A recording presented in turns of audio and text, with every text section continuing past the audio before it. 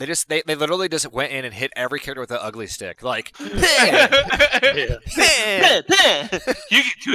get pimples. You get You wrinkles. get 2 hits with the ugly stick. Oh, she needs 6 hits with the ugly stick. She's really hot.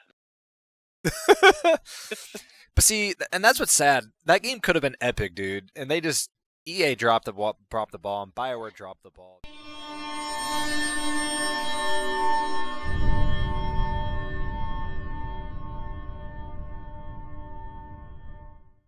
Get this thing started. So tonight's going to be our first podcast for Dark Sector gaming community. Welcome everybody. Yeah, what's up? What up? What's up? We're joined here with Killa, Lady Death, Smooth Hank, and Marcus. Give I don't know, go ahead and give a little bit about your background and Who wants to start? I'll do it. What's going on, guys? I'm Smooth Hank. You can find me on Twitch. Been part of Dark Sector Gaming since the start, and play way too many games. I'll go next. This is Lady Death, F-Dub's IRL wife, and he got me into gaming, so now I'm just his sidekick, I guess. I don't know. Whatever. My name's Marcus. I'm an average guy, just playing video games every day. Just no life kind of person. Typical gamer. Typical gamer. Go to work, play video games. That's all I do. Yeah. And I'm been friends with Lady and well, I never could say your name, so. F-Dub. Is that what it is? F-Dub? I never really read it, so. I've been friends with them for over about 2 years now. Oh, you can call him Eep Doop. Yeah. I don't like it. My name's F-Dub. Been gaming for quite a while. Like I said, I pretty much got my wife into gaming. Been gaming since that I can remember. Pretty much my mom got me into gaming.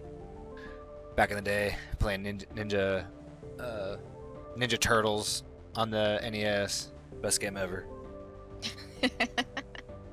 I kill you. Yep, been obviously gaming for a long time. Yeah, see what happens with this podcast.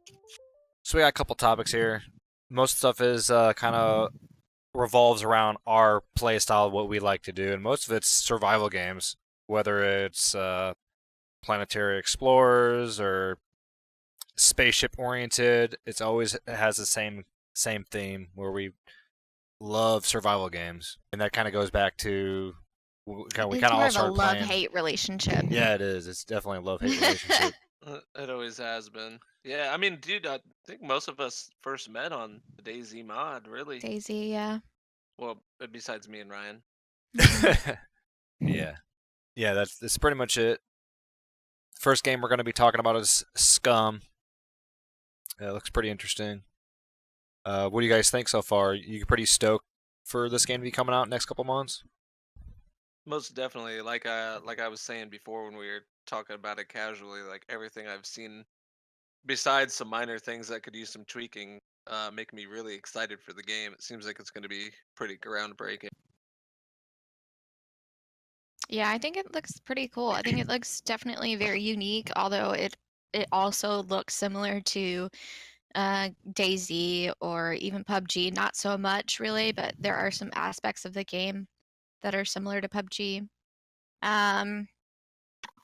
Character-wise, I think it's pretty unique that you're playing as a villain, or I guess you would say just as an inmate in a futuristic world. I think it's pretty unique in the terms of there's different body types. You never know who you're going to be when you have to respawn. That's pretty interesting to me.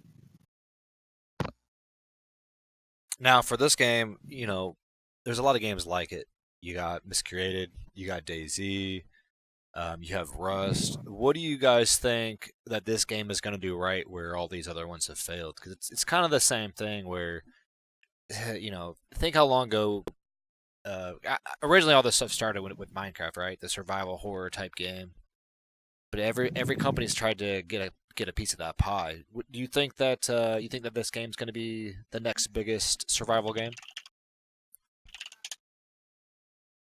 From my point of view, as far as the world goes, it kind of seems very, very similar to things that we've seen. As far as PUBG and DayZ, all the world looks similar. You've got your trees, you got your grass, you got your rocks, buildings to jump through, fences to climb.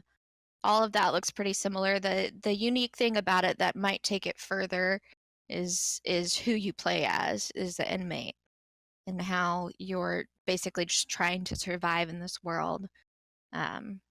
That to me, I think will take it a little bit farther because it's so unique, so different than what you're used to playing as the good guy or the person trying to get ahead. And I guess you're kind of trying to play the same way as the inmate. You want to escape, you want to kind of survive, but I think that's different in my point of view. It's a different kind of game that will succeed. The two big points that I think are going to make it stand up are obviously it's one of the first games of this type that's not, totally PvP. Well, I mean, I guess it can be totally PvP, but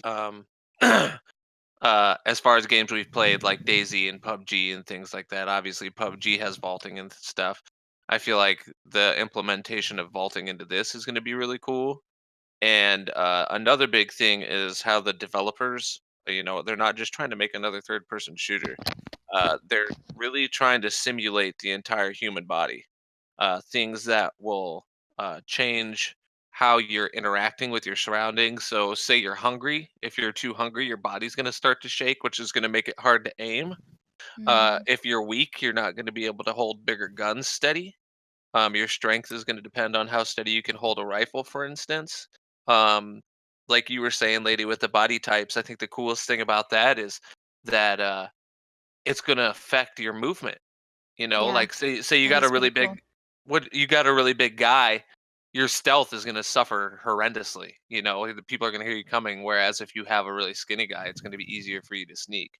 Mhm. So there's a lot of cool You can different move aspects. faster. If you're a bigger guy, you can't move as fast as a character that came into the world as a skinny guy. He can move a lot faster for sure. So that's really cool about it. I agree. Apparently, you're gonna have the ability to change your body type within Mm. the game after you make your character. So if you start out skinny, you can work out to get buff and things like that. Mm-hmm. But it's pretty neat. Now, do you think you're going to be frustrated if you're a random character? Well, oh, you yes, mean like if my there's- random character's fat or something? Yeah. Hey, I mean, welcome, Rude Boy, to the podcast, guys. He's in our YouTube. Welcome. hey, what's up, man? Thanks for dropping by. I mean, if I'm trying to go all out and be competitive, maybe if I'm actually like trying to wreck people and show my skills, but I feel like with my play style, if I spawn in as a fat guy, I'm just gonna just kind of go with it, and just try to make it funny. Most of my stuff comes from an RP background, so I think that if I have a random character like that, whether he's fat, super skinny and weak, big and buff, I think there's different aspects that you can capitalize on no matter what. Yeah, maybe you can take more damage if you're super fat. Yeah, or maybe I could like I like jump off a roof and land on a guy and cripple him because I weigh so much. Oh my goodness. So you were saying them adding vaulting and that being a huge thing, but like, don't you think that should be something that's added to all games now, kind of like as a feature? That's what they said too. I think it was one of the developers who made a YouTube video about how they added vaulting, they added climbing because it's such a popular thing in other games.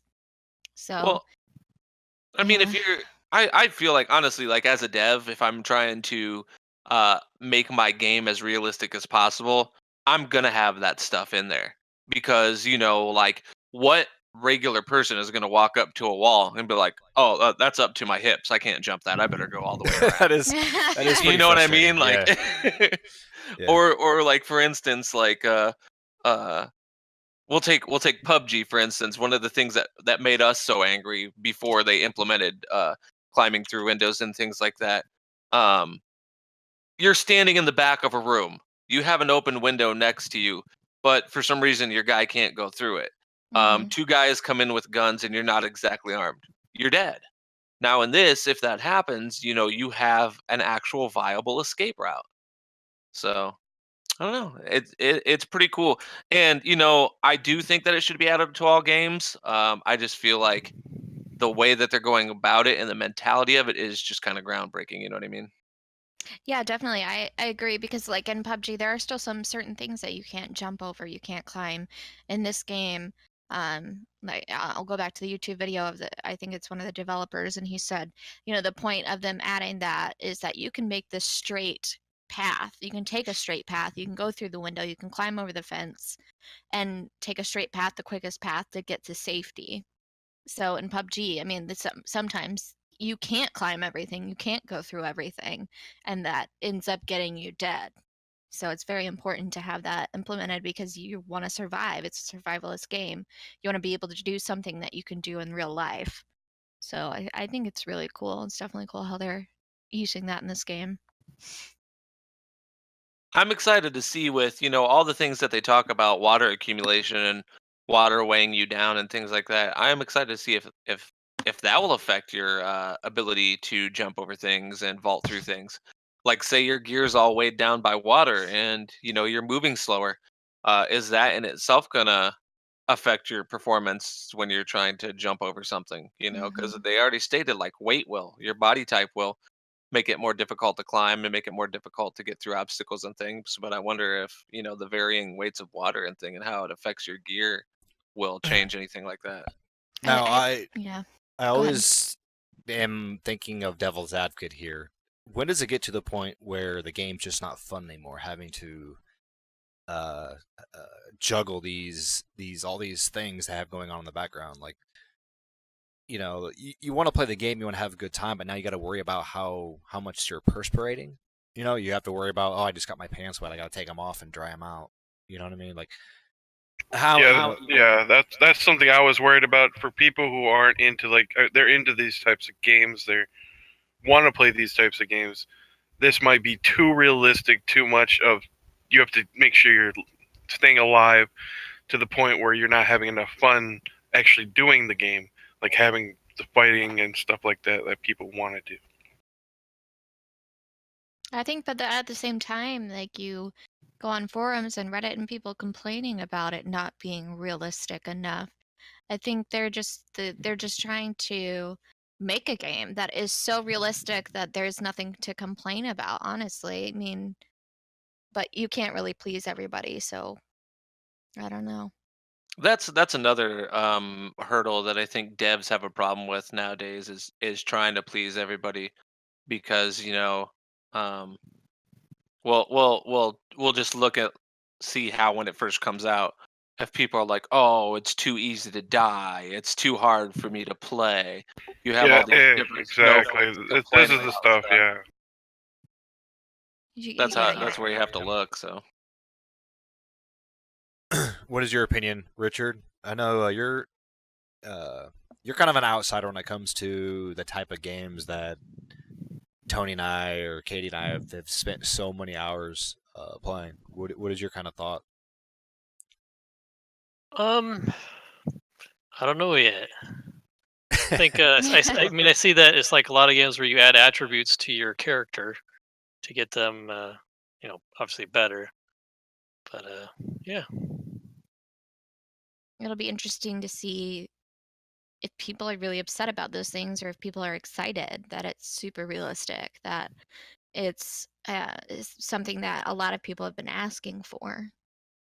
The only issue I have with this game coming out is if it's going to be a 2-week game. Like a bunch of people are going to play the game and then hate it before the patch comes out, and people just completely stop playing the game before the patch comes out. That they fix all this stuff that they're adding into the game. Because that's how most games die. Like they don't patch it quick enough. Yeah. And another thing too is that we've talked about in the past is the perception ability, which I really question. So far the video that I saw on it, it's like wallhack essentially. For a certain amount of if your character's been alive for a week or two, you're gonna have higher perception stats than the guy who just spawns That's my only thing that I really think they need to tone this down, because how far they could see the guy running behind cover is just absolutely ridiculous. Like, that's something that I will bitch and moan about and complain about until it's gone, essentially. Yeah, and you're saying that too, right? Like they can do that, and think of like a player like Shroud who could already see 10 times farther because for some goddamn reason. I mean, you've seen him see something like a little dot on like far end of the What people world, don't realize and he sees is it. he's running on a 4K monitor. It's a lot easier to see things far away than it is someone who has a 1080p Exactly, monitor, but though, so. think of a guy on a 4K monitor Yeah. who gets that ability.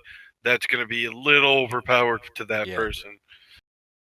So there's definitely more features in the game that are not like any other. Tony, do you want to talk about the third person, the fixing of the third person perspective, which no other game has ever thought about?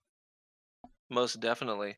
So as far as how they're changing, they're honestly changing how they think about third person. And what's cool about the dev video that I watched is how it's the first development team that actually um, addresses that there is a problem with this. That it does make it unfair, and they're trying to create an even playing field. So basically, their idea on how to fix the whole third person, I don't know what you want to call it, uneven playing, or advantage of third person, Super campy type.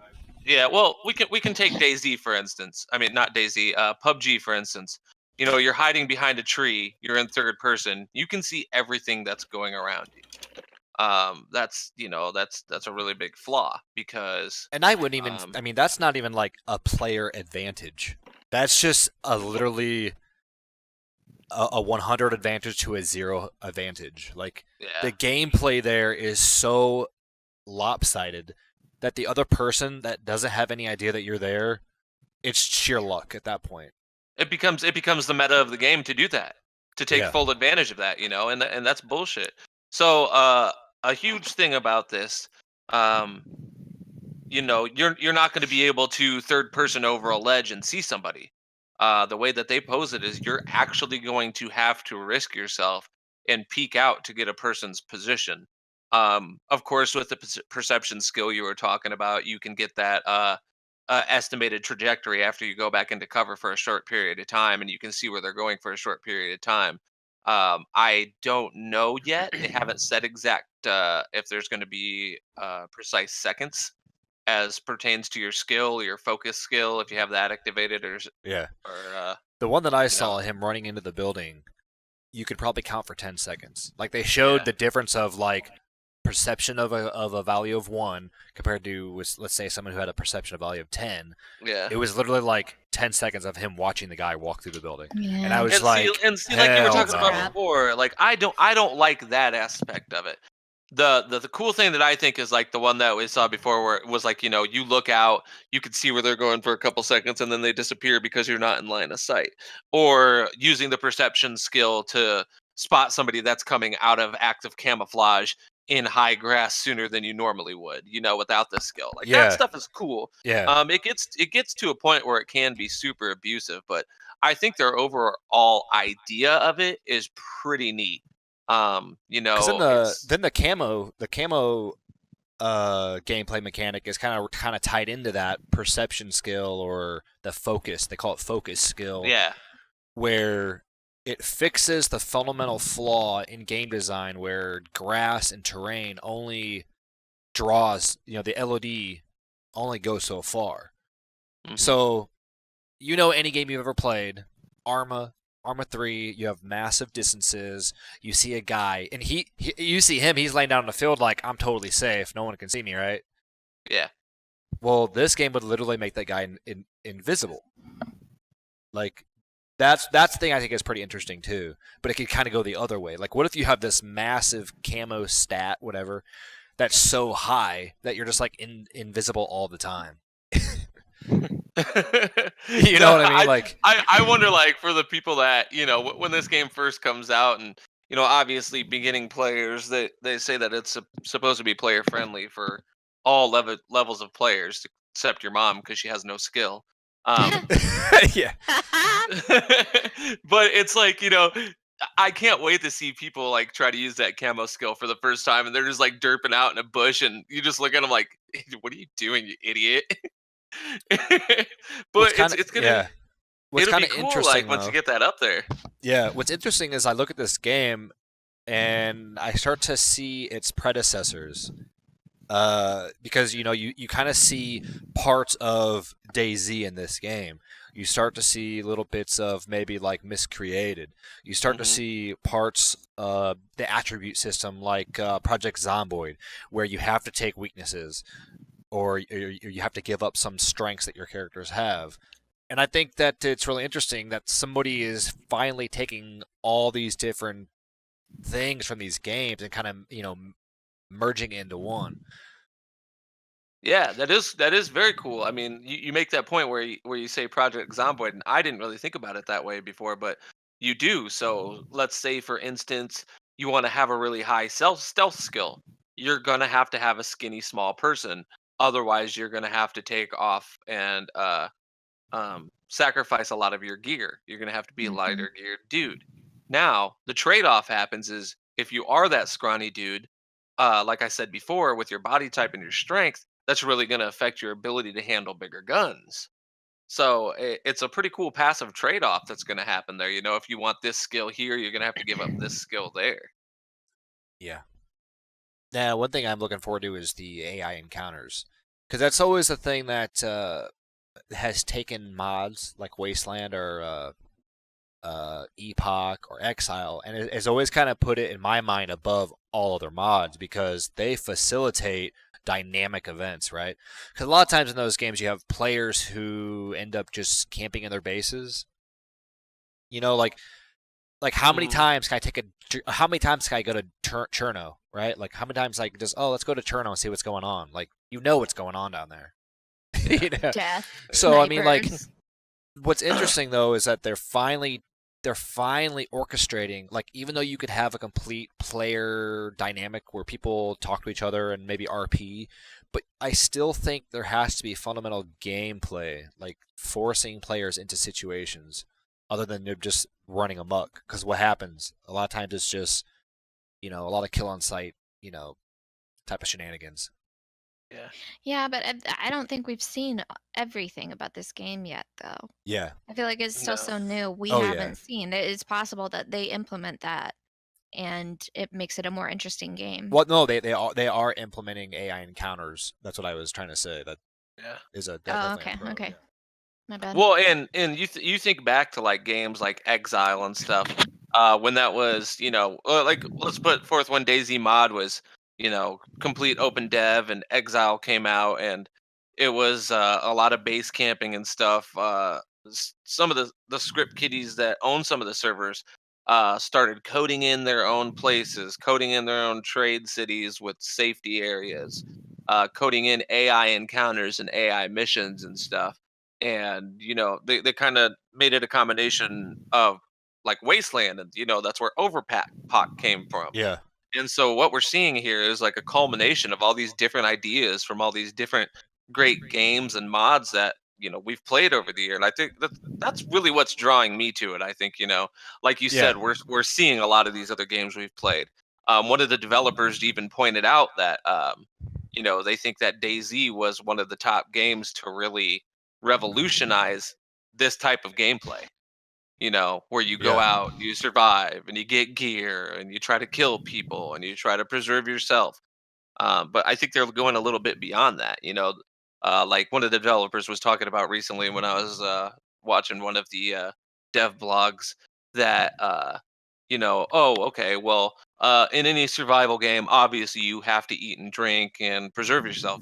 But they're trying to go beyond that. They're really trying to, like I said earlier, simulate the entire human body and different effects. Like if you're in this status, is going to affect this or affect this. And I don't know. I'm just super excited about it, to be quite honest. I might be fanboying a little bit over it just because of the games I've played before, but it seems pretty awesome.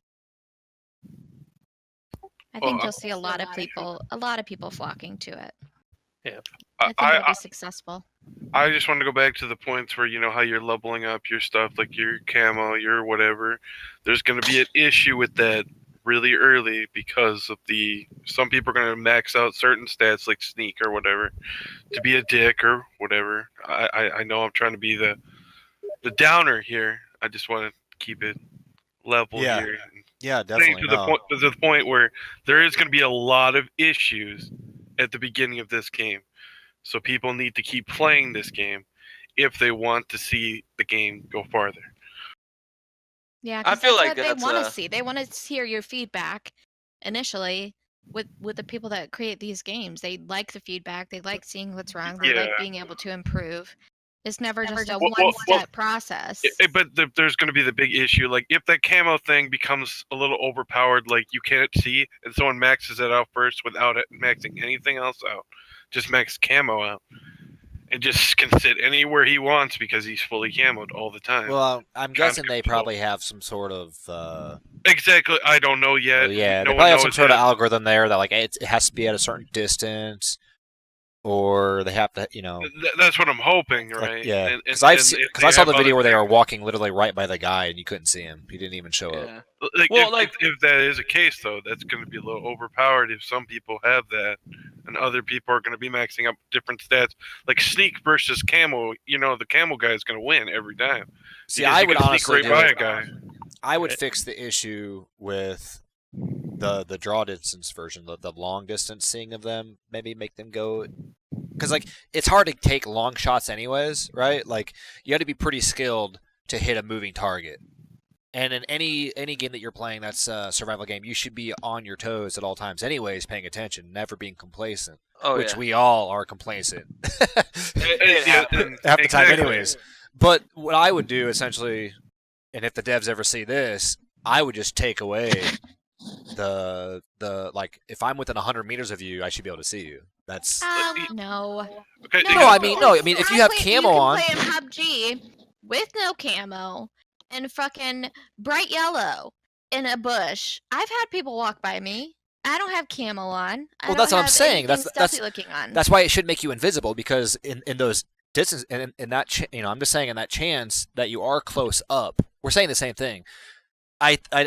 I'm saying is that I don't think they should make them invisible within a certain meter. It should be the thing of them being farther away, where they should be not seen.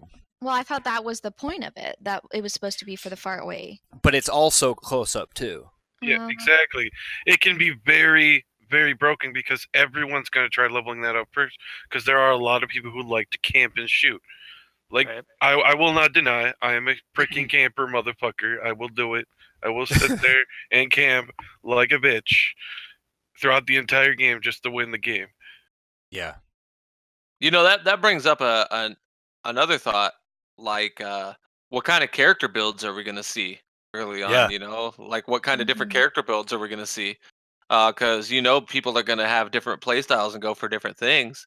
That's gonna be cool to look forward to. Yeah, exactly. There's gonna be a bunch of people having, like, you're gonna have some guys rushing out there who would just want to get into the fight, who want to be faster, who want to be whatever, trying to get into the combat. Just like fast, strong guys just running out there like Fight Club, punching people in the face. Exactly. Tipping a bunch of snipers. But then, there's the people who want to be snipers, who want to have camo, who want to just sit there and wait. That's going to be interesting too. Well, you think it's possible if I got a really fat guy and put on like a bunch of gray colored clothing and like looked like a rock, like you're just an epic sniper. I like that they're tying the sniper class into intelligence though. That's pretty cool. Mm-hmm. Yeah. I haven't seen exactly like how many skill points you're going to start out with though. So we don't know that. We don't know, what's going to cost what. Is it going to be on an incline like most games that use points for stats are? Like, your minor skills are going to be 1 point, and then once you get into the higher classes, it's going to go up to like 2 points and 3 points. How you're going to gain those points within the game, because they're saying you're going to learn by doing. You know what I mean? So we don't know what kind of skill progression we're going to see yet. Do they know yet if you're going to like reset with every respawn though, as far as skill points go? Well, what I've seen is that if you can increase your fame ability for doing PvP-esque abilities, you can actually have your character cloned and respawn. Right. So yeah, I don't know if that's a good idea or that's a bad idea or. It could be a very, very bad idea, or it could be a good idea. I mean, if you think about it, there are people going to get the advantage sometimes if they do that kind of stuff. That's true, but at the same time, the ultimate goal is to kill the person. That's what the audience wants with your fame points. Whether they like you or not, they want to see you dead. It's actually kind of cool. It's the complete opposite of pay to win. It's almost like they want to reward you for having skill in the game. Mm-hmm. Which is how many times have we complained about other games where it's just not even rewarding to have good aim or good tactics or anything, because it doesn't matter because of certain Pay to win broken shit. Yeah. pay to win, microtransactions, or even just broken aspects of the game. Yeah. So I don't know, man. It seems like they've really done their homework. It really does. And I like that there's not a lot of information about it so far. They've kind of just showed gameplay aspects. So but they've shown enough to say, hey, we're not bullshitting like some other games that I really have a couple bones to pick with. I hope though, like this looks really cool. I really hope that when the game does come out, you do the beta, that they don't listen to the people that are complaining or whining about certain aspects of the game, when there's a lot of people that would probably applaud certain aspects of the game. I hope they listen to the majority and not the minority when it comes to like, oh, this sucks, they can't win, like all the complainers and shit. I freaking hate that, especially with like PUBG and shit. They listen to just the complaining people on Reddit and on other forums and things like that. I hope that they don't do that. I hope they don't make it a shitty game because they're listening to the minority of people who are complaining about it. The way that I look at that is how much they're putting into this game, and again, the attention to detail. Mm-hmm. I feel like at least if it was me on the development team, coming from my view, I would feel like I put way too much time and effort and artistic vision into this game to have it played or have it be something that somebody else thinks is good. But I'd want to it, almost though, Yeah, for but yeah. a lot I mean, of it is most teams do. purchasability. They a want lot of it's people to behind the continue to scenes. purchase this game. Yeah, a lot of it's behind the scenes. Publishers, they are bearing down on the on the programmers and on the people who make the games to do the right thing. The And people who sell the game and the people who create the game are two different people. Totally different people. Yeah. So whether or not the creator is upset about something, the person that's selling the game doesn't give a shit. They just want to make more money. I mean, it's just funny. I look at the contrast of how popular PUBG was 3 or 4 months ago, and you watch on. Essentially, you can tell how popular a game is by how many people are viewing it. It's the proof's in the pudding. There's more people watching Fortnite right now than there is PUBG, and PUBG is dying because a lot of people are getting away from it. People they've pandered to so many groups of people for this game that people are just tired of it. People are not enjoying it as much as they used to because it plays far more like H1Z1 than it did day one when it first came out. Yeah. I shot a guy 3 times, chest shot, last night with an SKS. He didn't go down. Yeah, see, the exact same thing like you were just saying, how games aren't popular and stuff. Like, how PUBG, some of those viewers are mostly, there's a lot of viewers who do watch Shroud and things. He plays PUBG. He plays a lot of games. But you got to think people just like watching Shroud play. How many times has he played PUBG? And he even says that he's getting sick of PUBG, but people still watch him. Yep. How many people are still watching him right now? There's probably over like 40,000 people watching him right now. 24,503. Okay, there's a lot of freaking people watching him, even though he's playing. Yeah, even though he's playing PUBG right now. He's playing Fortnite. Is he playing Fortnite? Yeah. But that's Fortnite going and getting the points now. Okay, but think of all the times he plays PUBG. And then how many people are actually watching PUBG at that point in time? Half the people who are watching PUBG are watching Shroud. Yeah, and it's kind of bad. And that's like you look at Dr. Disrespect's Welcome Back stream, and he's playing PUBG, and the entire time he's playing it, he's just, saying that he's basically just talking crap about Bluehole and how the game is just terribly optimized, and how the Chinese mobile game version of PUBG is better optimized and runs better than this. It runs smoother than the actual game, and he's just, he's just taking a bite out of it. He's not really talking shit because he's being completely honest. He's pointing out the flaws of the game. But for somebody that really brought so much attention to PUBG, and it really had a lot of their following off of playing PUBG, for him to be saying that stuff, that something's wrong with the game. Yeah. Yeah, I was gonna say him and Shroud, man. Just most of the viewers are from those two, and then they don't play it that much anymore. So, do you guys think is there anything else you want to, any other talking points for Scum? Well, we can talk about the clothing layering. I mean, there's just so much to say about Scum. I'll throw out some bullet points on a few other features that I'll just touch on real quick that I think are going to be cool. The clothes layering system, obviously that's pretty cool.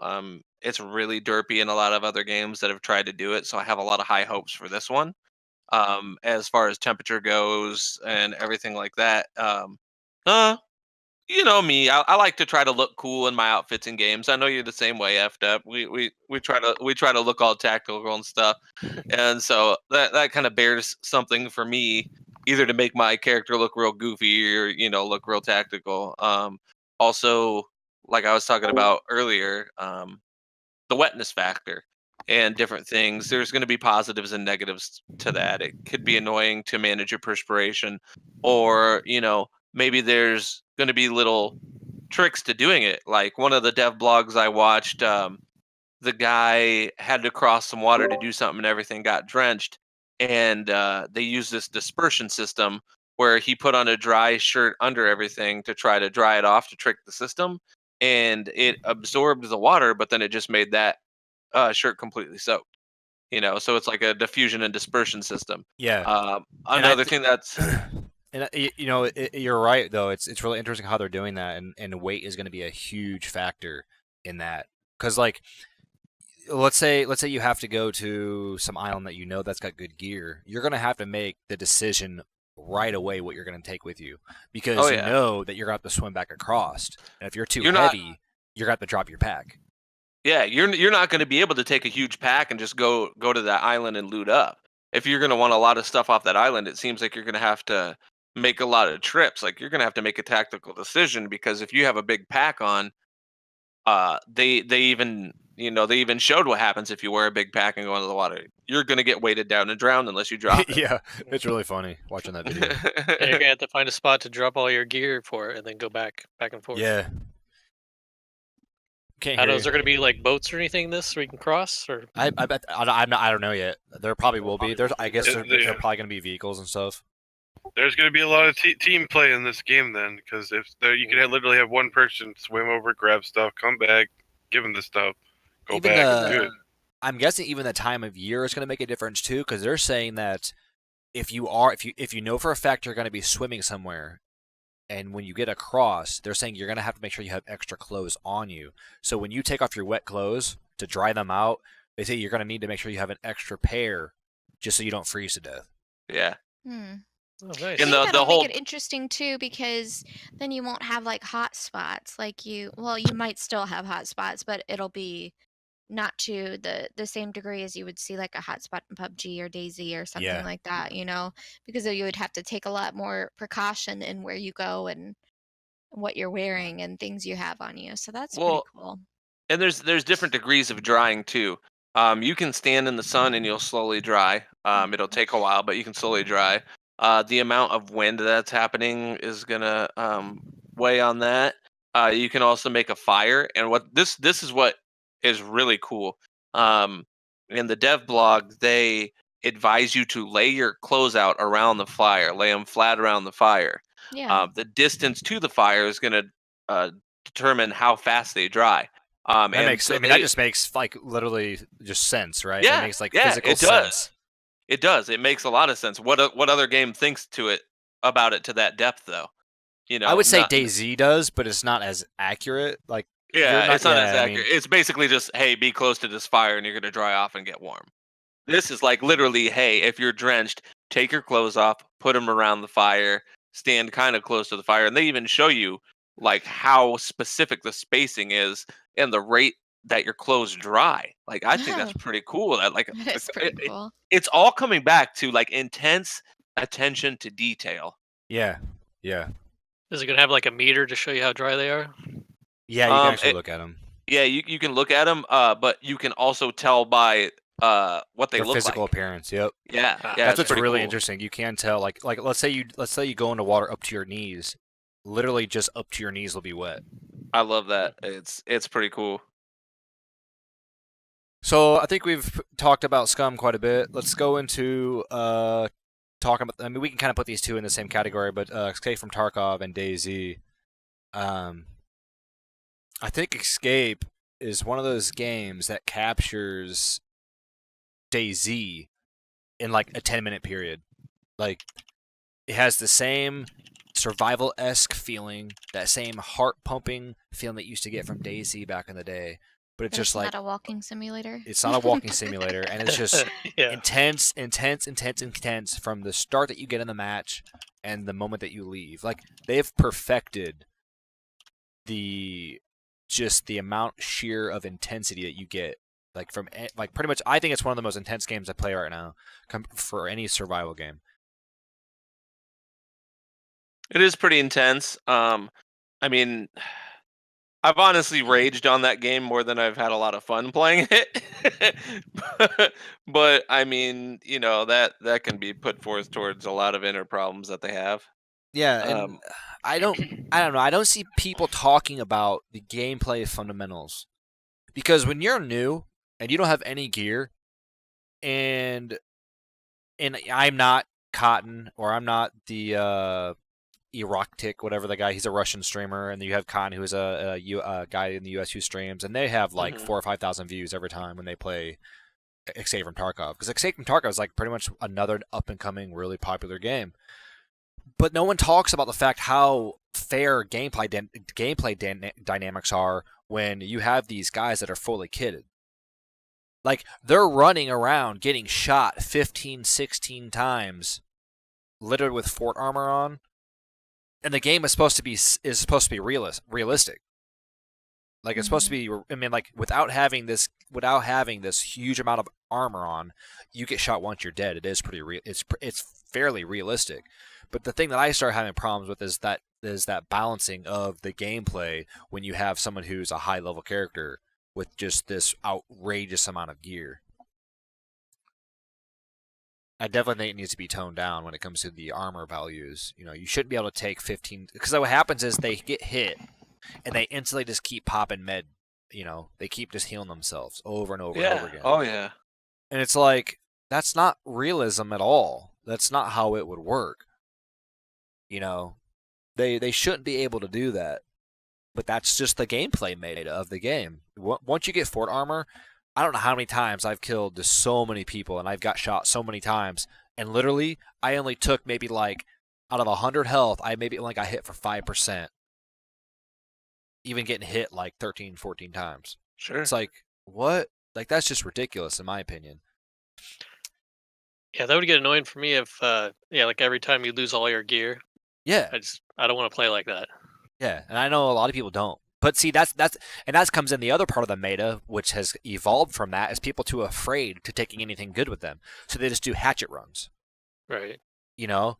And they do all these hatchet runs and get all this gear, and then they go take their actual gear, and then they lose it. And it's like, fuck! You know, it's really frustrating. Right, and yeah, on top of that, do hatchet runs the whole time then. And on top of that, though, it's, okay, the Escape from Tarkov of any game has the most abysmal netcode. Okay? Abysmal. There's definitely, I'm going to be posting at the end of this on YouTube some links to watch other people's YouTube videos to look at Escape from Tarkov, its netcode problem. This shit needs to be fixed. This shit's in beta. I mean, beta, for God's sake. It's almost, you know, I don't know how long it's going to be in beta, but it's in beta right now, and the netcode is so abysmal that they're seeing people 5-second delay between opening doors or 5-second delay between moving left and right. It's crazy. Do you think? I mean, what do you guys think of that? I mean, like this kind of goes to like this early access mentality, where I think. I mean, I don't know actually how game development would go, but I would think as you're developing a game from start to finish, you would look at the problems that you need to fix, right? Like fundamental architectural problems before you start adding actual gameplay features, gameplay loops on top of your fundamentals, right? I mean, there's another game that there's another game that we played that their developers have that exact problem. And you know exactly what game I'm talking about because they just keep on adding in new spaceships and shit, and they're not fixing any kind of the performance problems. Yeah. So, you know, it goes along with that. You would think that they would want to repair and build a very strong foundation for their game before they actually add in more gameplay, like, new guns, new locations, expanded maps. Like, that would be great if the game played well. Yeah. No, I mean, I think Star Citizen. I mean, that's the thing is like the moment you say anything negative about Star Citizen, you become like a black sheep in the entire community because you have an opinion, and it's really pathetic, right?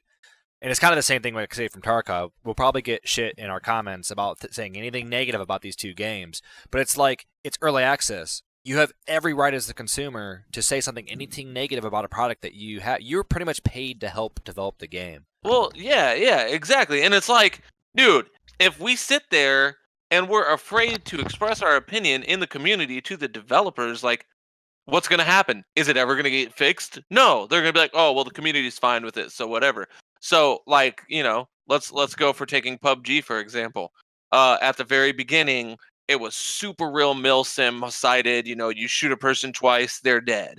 And people started complaining about it. Oh, this is too hard, blah, blah, blah, blah. What happened? They changed the game. But then you have stuff like Escape from Tarkov and Star Citizen, where people are afraid to express their opinion because they're going to get hated on for it. Well, then what the hell is going to happen with the game? How is it going to change in a positive way if the developers don't know that it's crap? Yeah, and I mean, and this is what early access. I mean, I love early access games because I love getting my hands on these early games. Even though, like, at the same time, I'm rage quitting because, like, the game killed me. Well, you know, but you don't rage quit and put it down. You rage quit and then you're like, all right, one more time. Yeah, but see but that's the issue.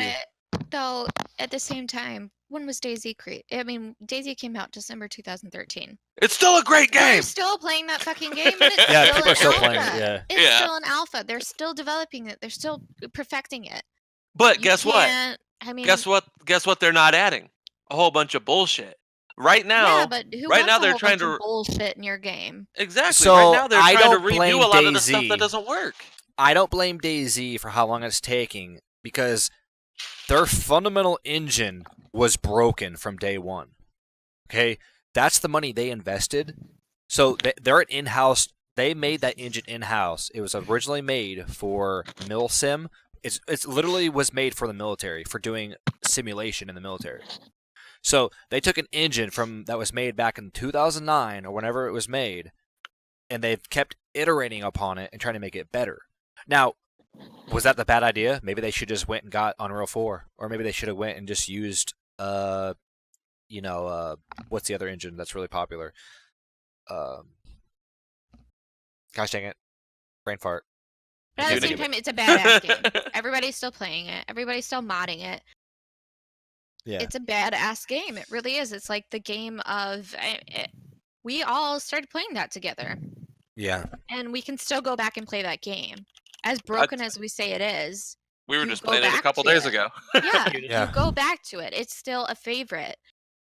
Even though you say it's broken, or you just avoid the certain areas that you don't want to get mass murdered, at, or like, I don't know. It's like still to go to fun those to areas. play. And that's why it's still around. And that's why people are still paying for it or buying it or whatever, And I think it's going to be the same thing for Escape of Tarkov. Even though it's essentially the same thing, in my opinion, but. The thing with DayZ is, for me, is that even though they've had these problems, they've kept at it. They've literally have like monthly dev talks, and like they let everybody in the community know what is going on. There's never any amount of silence coming from them. It's always like, yeah, okay, but at the same time, like Tony said, we just played it a few days ago.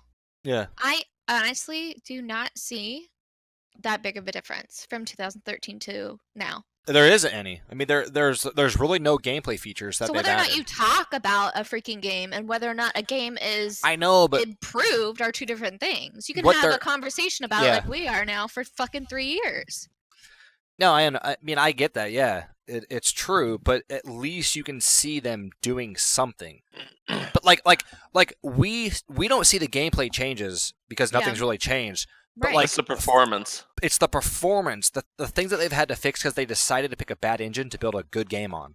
And Yeah, that's but performance that's is always gonna going to keep that's- improving, just like TVs upgrade every year, and so do cars and game rigs. It's always Dude, going to improve so- on performance aspects. So think about when we were really heavy into the standalone when vehicles first came out, and it was just trucks, and they had them all over the servers, and they had everything in them. Think about how abysmal the performance was, how abysmal the combat and everything was from then till now.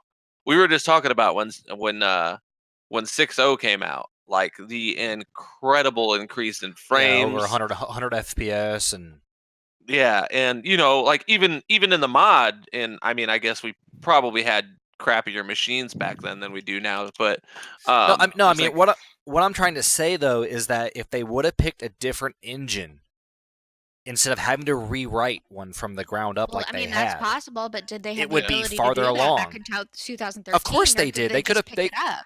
they could have picked any other engine, but like I said, they picked the engine that they built in house, and I think that was one of the biggest mistakes, and it's going to haunt them forever because as of right now, there are games light years ahead of it.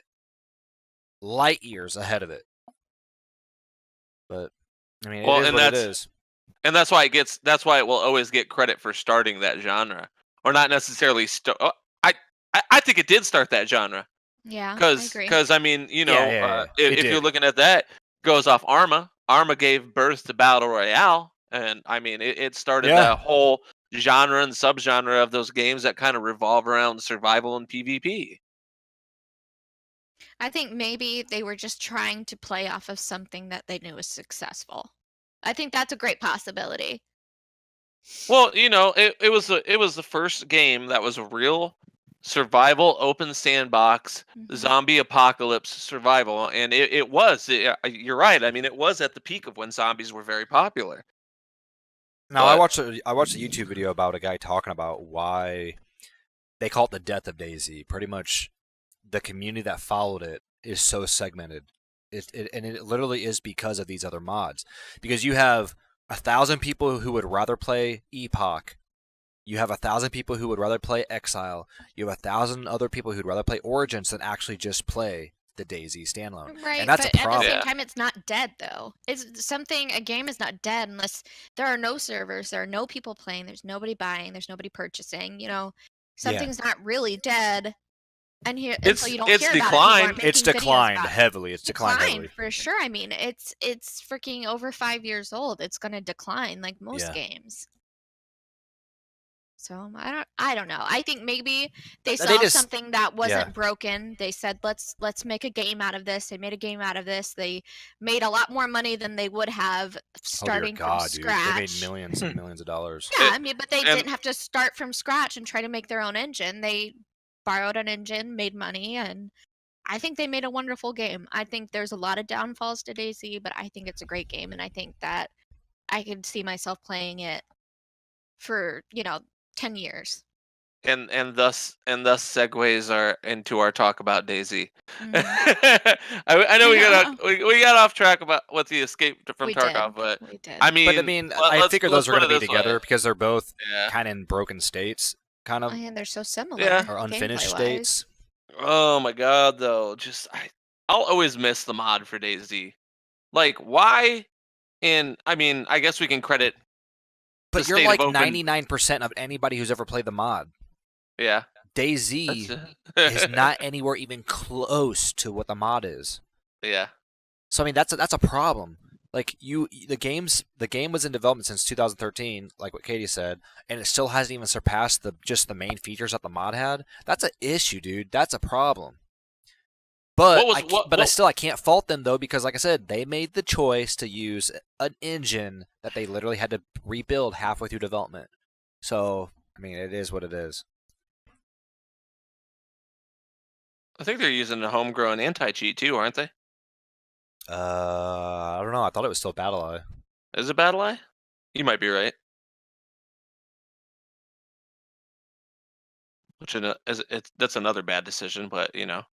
So I mean, well, another thing too is a lot of it's going away from their scripting language, so people are not going to be able to build scripts as easy. I don't think.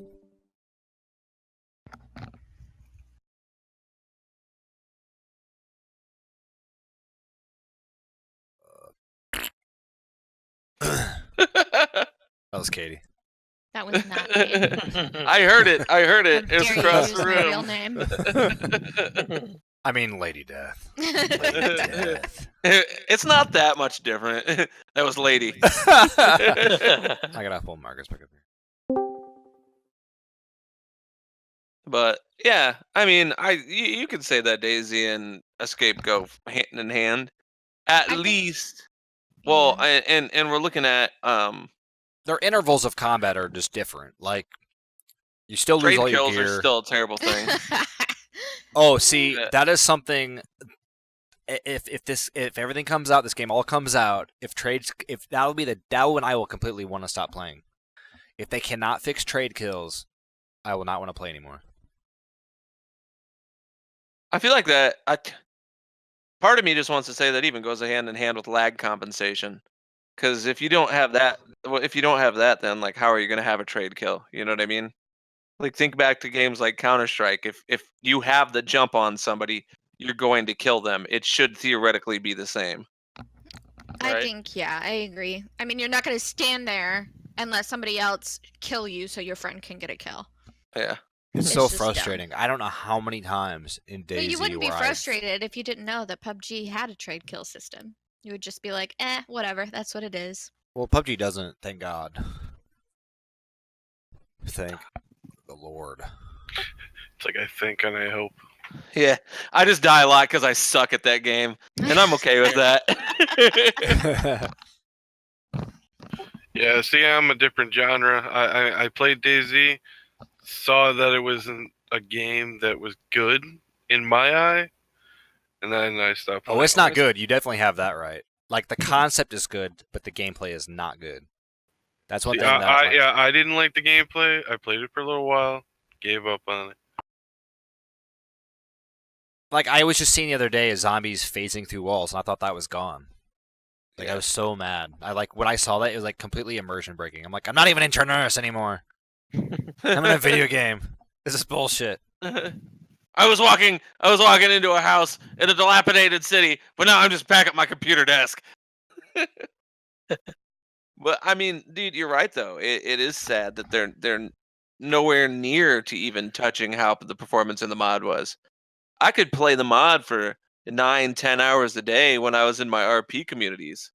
Standalone, when some of the RP communities switched to standalone, I was like, I'm out. This is boring as hell. There's no trading zones. Exactly. There's vehicles. There's no helicopters. There's no submitting custom cities. There's no ability. Way to play the game with multiple vehicles hidden in a forest somewhere where my friends can just come and find me and save me from dying. There's no bike races around lakes at the end of the night where Hank always dies. That's just because you don't know how to freaking operate a mountain bike. That's well, my dad never taught me how to ride a bike. Okay. Aww. Yes, he did. No, but really, like I used to play on RP servers for hours upon hours upon hours, and the cool thing about it was there was custom buildings. There were little custom civilizations, like the trading cities and stuff. And was that just to that server, or was that how the DayZ mod had become over time? That was how the RP communities on the DayZ mod had become at that time. And I mean, they were different. They were different from how those were put into the map. Some of them were done just by admins, but some of them, you got a group, you submitted a group on the forum, that group got approved. You could apply for the groups on the forums, then you'd be a part of that group. That group puts forth a trader city or a civilian safe zone or whatever. That gets approved. It gets put into the game. So you'd have people just freely designing these things. Completely open dev, designing like a little civilized area. They would put what about the single player? What about the person that is on his own, secluded, doesn't have friends in the game? See, Tony, what you're kind of doing is though, you can't like you got to compare it apples to apples. That's like apples to oranges. I mean, yeah, like what fundamentally is different about the mod than about the standalone? I mean, we do know there was trading cities, right? That was in the game. Yeah. Like that was like if I downloaded the mod, the trading city would be there. Or is that something that was added by the admin or the script? I'm saying they added special. I think it was probably server side, but I mean it was more like servers would have safe zones. You know what I mean? That was a pretty common thing on vanilla. I mean if we're straight comparing vanilla mod to vanilla standalone, performance was better. Combat for one. I mean, you could I don't think the combat is better on the mod. I just remember how clunky the controls are, and the controls are way better on the stand. Well, see, here's the thing. Yes and no. The controls are better on standalone. The hitboxes suck. I spent so much time just playing straight vanilla mod that I started to notice these things. Like I could have an axe out and be fighting a zombie. I could literally sidestep the zombie, crack him in the back of the head, and kill him. If I try to sidestep a zombie in standalone, 9 times out of 10 they hit me anyway, even if they're not even looking at me. See, that might be server side desync then. Yeah. The fact that you're moving out of the way, but it just doesn't even register that you moved, and then he's hitting you. Because it's funny if you look at like overlays of where the hitbox is and where you're moving. If there is desync, the hitbox is behind you anyway. Yeah. But it's like that on every server. So I don't know. You would think all these years that we've had these multiplayer games, all this new technology that we have, all this vastly superior network speeds we have now, that desync wouldn't even be a problem anymore. Like how graphics improve, how physics improve. Why does it feel like we're still using tech for server-side stuff from like 2000? Like, look at Escape from Tarkov. Look at PUBG. Oh my gosh, it's terrible. Yeah, I was gonna say that stuff looks choppy, really choppy. I'd say the main problem in that is probably greed, because what company becomes successful and the first thing they do is improve their servers? I don't see it happen. Well, Blizzard has. That's the only one that can, because they're rich.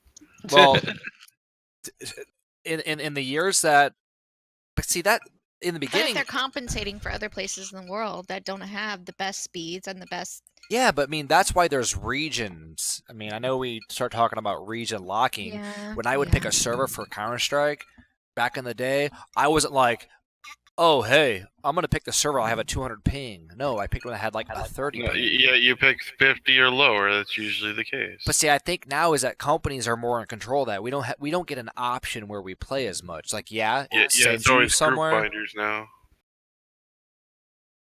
I kind of wish they would go back to that, where like they let me pick. I want to pick the server I want to play on. I wish I could if they'd had that. If they had a server list for PUBG. You better freaking believe that I would pick the highest one every single time, dude. What was it? PUBG has at least five different areas that they play in. And you could get the most random one. You could get California. You can get up towards New York area. It's like, what the fuck? I want Chicago.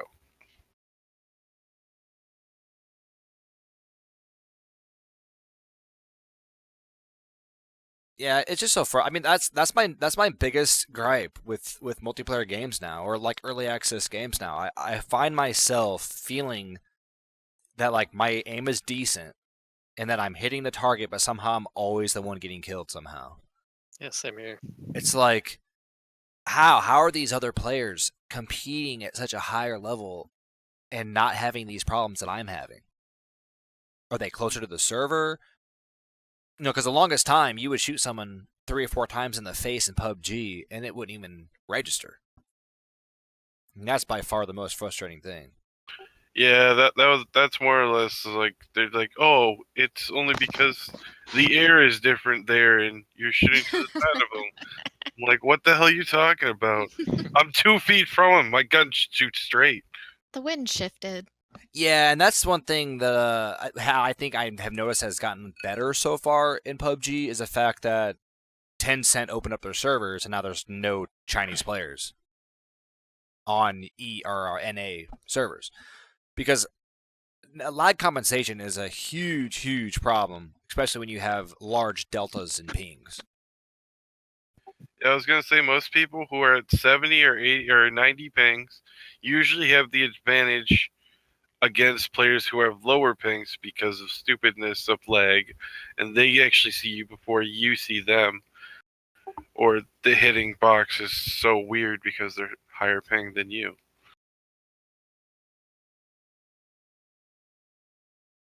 So people who always complain about having, oh, I have low ping, I have high ping. Actually, the high ping people usually have the advantage over the low ping people. Yeah. If it looks better on your screen, if you can see right and everything on your screen, and you have a high ping, you actually have the advantage. And I think that's, I think maybe those are fundamental development choices that they decide. Like, they want there to be more fair fights, right? Because it's not like back in the day when you have a server of 12 guys on CS or like 15 guys playing Counter-Strike. Like, I don't even think that was really a thing. Maybe it was. No, not really. But like when you have servers of 100 people, you have to balance that load. You have to, it would be immensely unfair if I got more packet update rate than you did. So they have to balance these things. I understand they have to do these things, but is it fair? Should they have more servers? Should they be putting more people with more pings closer to each other? Should they region lock? Yes. Yeah, it's kind of a hard thing. It's like if they region right now, the region lock is the United States, which does not help. Well, yeah, but at the same time, you're like, oh, you're being racist, or you're being this or that. If you don't want to play against someone halfway across the world, that's bullshit. It's not because they're halfway across the world. It's because they are winning because they have the higher ping. They're winning because of this or that. Or we get put on those servers and we have high pings and we can't run anything. I mean, that's what's funny. That's what's funny. We don't go to their server and play. We don't care. Like, why? I mean, I don't think it's as much a problem as it is like 3 months ago or a month ago. But I don't really see anybody. I don't hear any Chinese players at all anymore. Really? Yeah. Because I haven't played in so long. Wow. Yeah. Like I said, Tencent released their version of the game. It was like that. It's like, oh, you're being xenophobic. And it's but that's like the fall of our social fabric, the issues in our media that are just propagating through gaming. Bullshit. Well, that's a pretty good talk to start talking about Anthem. I think Anthem's going to be a pretty huge game in the sense it's either going to break or make EA.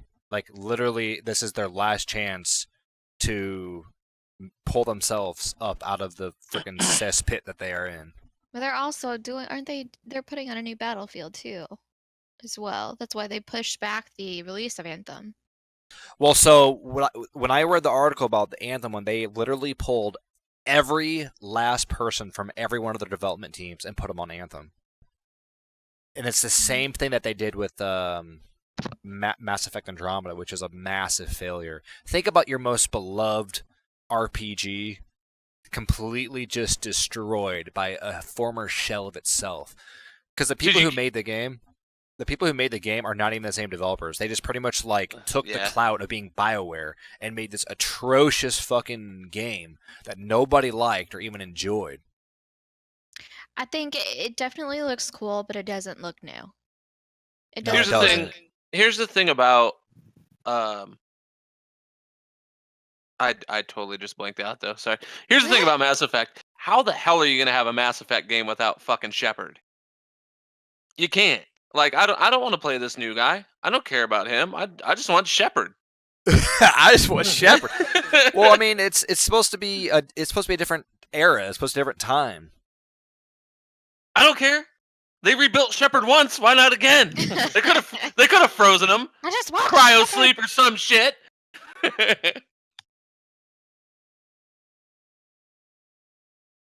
We need to have put together a petition to say bring Shepard back. And Make get rid of. T-shirts and hats and shit. So this is one of the things with Anthem. I mean, I do think it's going to be a sweet game, but it's on the same gameplay setup as a Division or as Destiny. That's what the game is going to be like. It's going to be like Destiny, where you're going to kill enemies that have massive amount of health pools. You're going to shoot them, 50 freaking times to kill them. I don't know if I'm into that type of gameplay. Like, I was not really into the Division. Like, I thought it was fun, but when you sit there and you're shooting the AI guy like 60 rounds, then reloading and shooting him again another 60 rounds, and he finally dies, even though you just headshot him like 60 times in a row, like it breaks immersion for me. Here's the thing that, and I don't mean to go on this like rant or whatever. They made this game. The main character in this game is a female, and she's going to save people instead of being the one that needs saving. And I don't know if that's exactly where they're going with the game, but it kind of seems like it. She's in this freaking exoskeleton. She's got a dude with her who's in a giant. It's called the Colossus. His exoskeleton is like a Goliath. And that's what the game is pretty much. You're going out as this woman to save these people that were sent outside the wall. Outside the wall is this crazy place where you're fighting against creepy animals and robotic creatures, and you're going to save this group of people that this man asked this strong woman to go and save. And I think it's all just like a plot point. I think they're just making this game to appease people. Feminists specifically. I don't know if that was necessarily a plot point, because I think that they were. I thought that they were just trying to show multiplayer, and they just happened to I mean, yeah, they did focus. They focused on a woman for sure. But I don't know if that was like supposed to be an AI character and you're accompanying them, or if they were just supposed to be playing the game. You know what I mean? I mean, can't they just make these games and not have to tell us, spoon feed us that it's a woman? Like, I don't care if it's a man or woman. No like, fucking guys gamer. Play as women all the time. No fucking gamer gives a shit, dude. What happened to the games that gave you the choice to play as a man or a woman? Why does it have to be so forced this way or that way now? But that was the. But I mean, you gotta say though, there's hundreds of games that they force you to play as a man. Yeah, and that's I mean, true. And hundreds of games where men are forced to play as women too. I mean, well, maybe not hundreds, but there are. So you know what? But this comes back to the kind of the social justice bullshit that's going on right now. What about all the trans people? They can't choose. Now they're going to be forced to play as a woman. I mean, that's what I'm saying. It's completely fucking ridiculous. It's just the way you said it. No, but it makes sense to me though. There's still someone out there that's being forced to play as the opposite gender they want to play as. I mean, gosh, right. Yes. Where are those talks? I'm just saying, dude. Have any of you ever played a game and it was like, fuck this game, I'm not playing it because it's a woman? No. When, dude? And this is what I'm saying, and this is the problem. I play games where I specifically try to pick the character that's a woman and she looks really cute and she's got ponytails or something. Like this is the thing when I start seeing disaster, when I start seeing red flags. They had Anita Sarkeesian in the EA studios to talk about Anthem. Why? She's not a fucking gamer. She's not the all-too person to talk to. She thinks that's all. Where I'm going with it, with this whole, it's a female character as the main person. That's where I was going with this, because she's like. Probably what it was they're like, hey, bring on Nita. She'll thank us for it being a woman. It's like, come on, dude. No, she'll find every other reason to not like the game. No, she'll say she'll be like, I like but it. She needs a sidekick that's a giant and blah blah blah blah. No, she'll say, well, she's a little too pretty. Have you seen a Mass Effect Andromeda, dude? Yeah. Have you seen the characters before they decided? The before and afters, yeah. Oh my god! They made them look like they were like I just don't understand. That doesn't make them more real. The fact that you made them ugly. It just makes characters I don't care about. Not ugly, Ryan, just plain, normal. But no, they were not even plain. They purposely They're made just them all normal ugly. looking Yeah, they were ugly. alien creatures. They literally just went in and hit every character with an ugly stick. Like, You get 2 hits. You get pimples, you get You wrinkles. get 2 hits with the ugly stick. Oh, she needs 6 hits with the ugly stick. She's really hot. but see, and that's what's sad. That game could have been epic, dude. And they just EA dropped the ball, and BioWare dropped the ball, dude. It's not gonna go anywhere. It's too basic of a game. It's nothing special in my eyes, honestly. Let's just go back to Mass Effect 1 and drive around on planets, drilling for ore. Yeah, for a person who hasn't even heard about this game looks retarded. I am watching the trailers. I am watching the trailers right now, and I'm like, okay, I'm gonna go play some Destiny 2 and make up for whatever. There's this nothing game. special about Dude, it. but what about this? Absolutely What about nothing. this? What if they took that game and made it a survival game? And everybody had those mechs. And it was a complete open world like DayZ. Now that would be fucking mind-blowing. That would be Titanfall with women. No, there's no survival gameplay in Titanfall at all. I know, I'm just saying, like, you imagine like having these massive environments to run around and explore in a mech, but it's a survival game. Yeah. What? Yeah, that'd I would be play cool. the shit out of that game. This is the first in a series of podcasts from the Dark Sector game community with me, EepDube, or F-Dub, however you want to say it. I'd appreciate F-Dub. Killa, Lady Death, Smooth Hank, and Marcus. We'll see you next So- time, you goddamn hooligans. Peace out, suckers. Later. Try to check you later. Your mom.